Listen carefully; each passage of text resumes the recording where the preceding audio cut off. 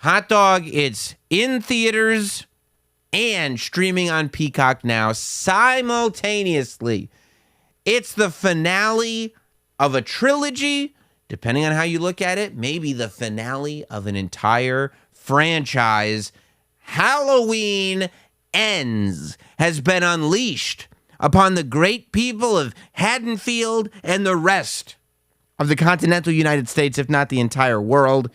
I decided that I wanted to jump on this ASAP, and I did watch it streaming. I will try not to spoil it for you. I decided to go the streaming route because I wanted to make sure that I saw it before anybody had the chance to spoil it for me.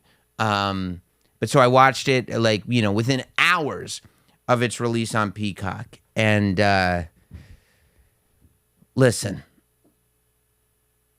the word divisive needs to stop being thrown around. I'm so sick. If you're going to review this movie, do not use the word divisive because I'm tired of that. And I think that it's a cop-out that people use to not talk about how they actually feel about this movie. I'm a big fan of the Halloween franchise, okay?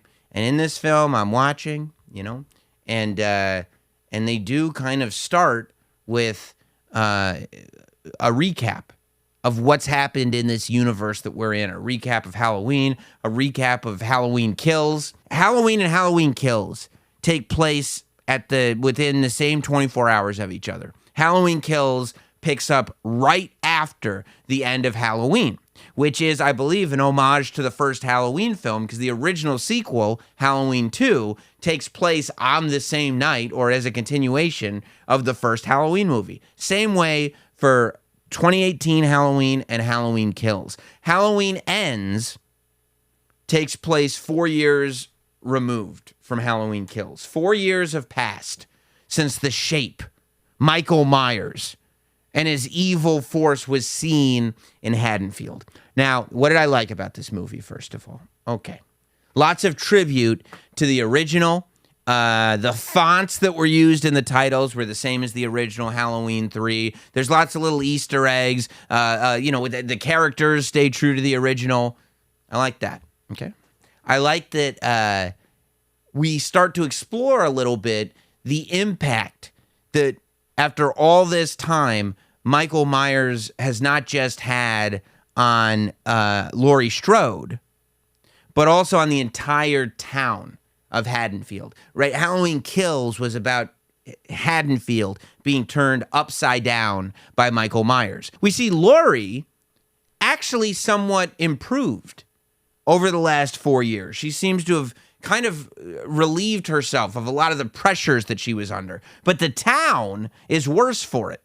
The town itself was completely left in shambles and disheveled, and we see the effect that trauma can have on a large scale of a neighborhood like this. I like that. I thought Jamie Lee Curtis is great in this, right? We did not get a lot of Laurie in Halloween Kills. In Halloween Kills, Laurie Strode is in the hospital for almost the entire movie. In Halloween Ends, Laurie Strode is in most of it. She's great. Jamie Lee Curtis is great. It's an evolution of the character that makes sense. We do get a Michael Myers Laurie Strode showdown. That's not a spoiler. It's in the trailer and everything. But the showdown between Laurie and Michael Myers after 40 plus years is satisfying.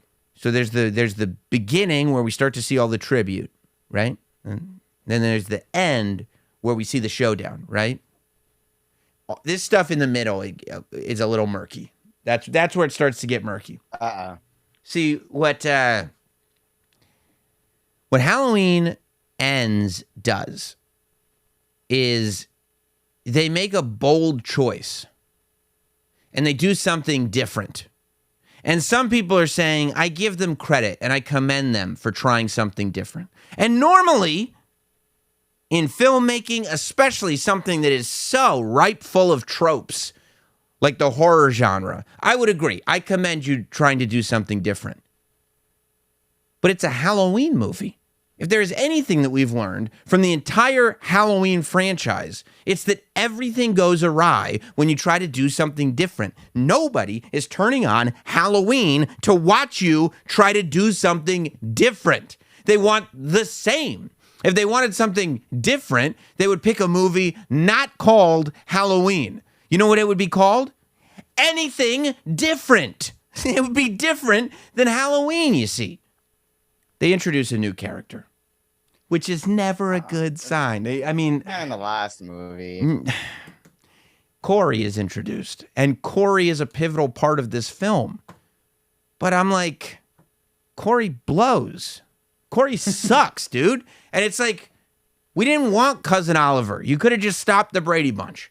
Poochie was a huge mistake. What I'm telling you is, send Corey back up into outer space with his family or wherever he comes from and pretend it never happened. Maybe a day will come when I appreciate this movie more than I do right now. But I'm telling you right now, I came out of the Halloween sequel in 2018 going, thank God, finally, somebody did it right. This was amazing. And then I watched Halloween Kills and went, God damn it. Now the best they can do is go 2 for 3. That sucked. This is a terrible movie. Halloween Kills is awful. And then I turn on Halloween Ends. And you know what I said at the end of it? It's 1 for 3. There's no song called 1 for 3 ain't bad. 1 for 3 is bad. It's baseball. 1 for 3? Yeah, baseball. That's great. A third is never great. It's less You're than batting 300. That's awesome. Well, Halloween batting Hall of Fame numbers. I don't know if batting 300 is. I don't think you know anything about baseball, hot dog. I bet you I'm right though. Maybe. You know how there wasn't much Laurie in Halloween Kills? Mm-hmm. That's about how much Michael there is in Halloween Ends. Oof. So you don't have a ton of Michael. And he's like, also, he's really old in this one. Like they kind of are just like, you got to understand, he's a senior citizen at this point. And I'm like, I mean, I get it, but he's the shape. You know, that's the whole point. He's the shape.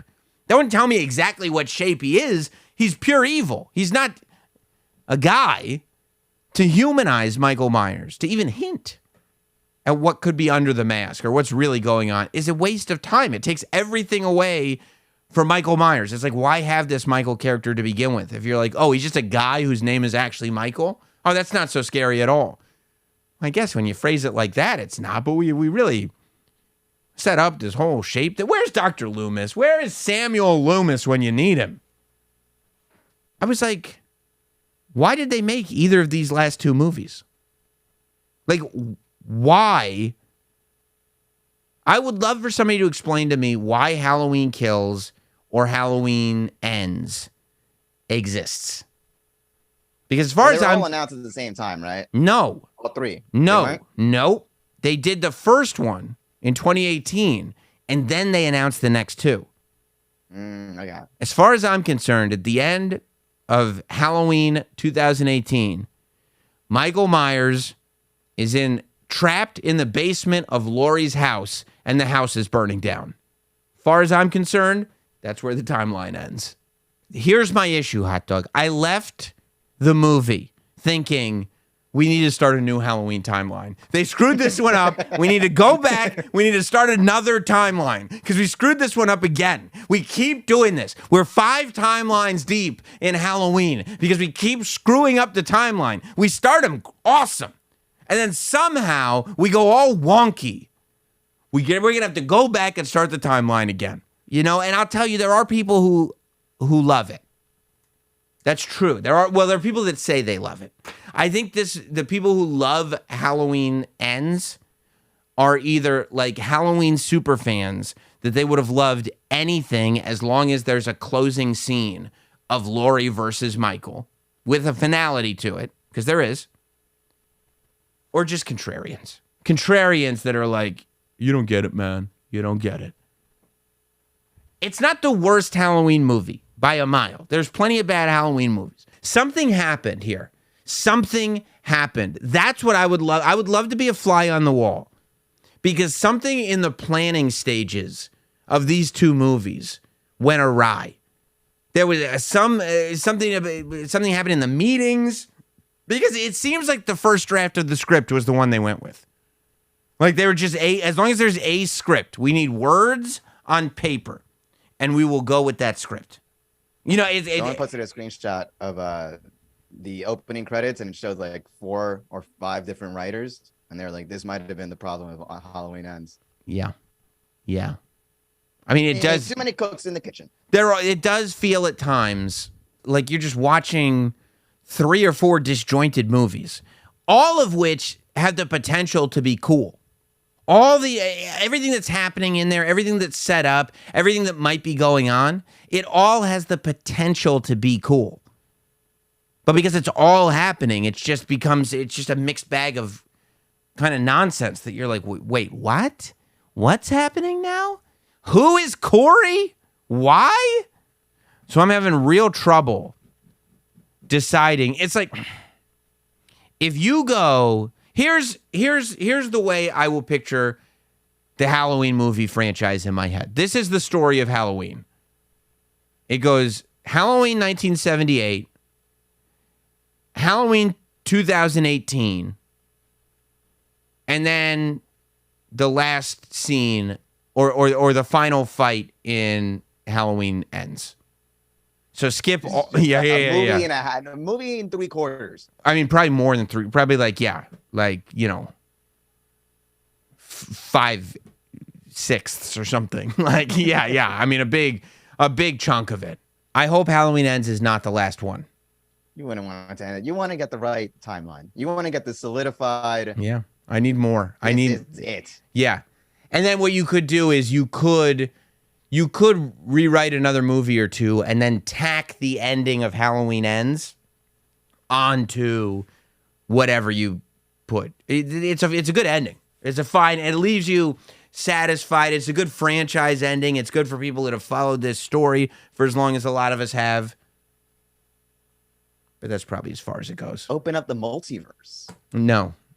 Fuck the multiverse.